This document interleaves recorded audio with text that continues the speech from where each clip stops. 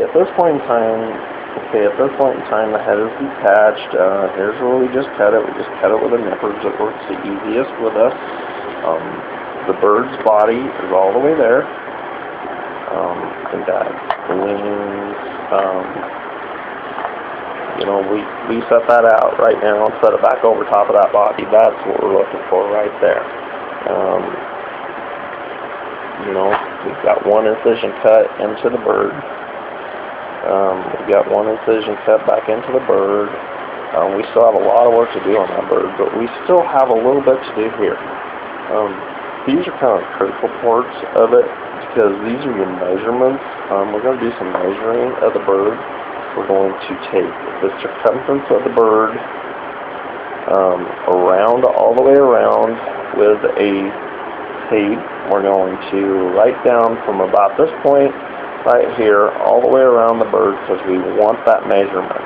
You can take as many measurements as you can on these birds, different areas of these birds, to kind of help you make the decision of what your bodies look like. And a bird body looks almost identical to this. Some vary a little bit. You spend a little bit more money on some of them. But this is what we're after. And then we're after a measurement from about this point. It comes to about there to here, where we cut the tail off at. Okay?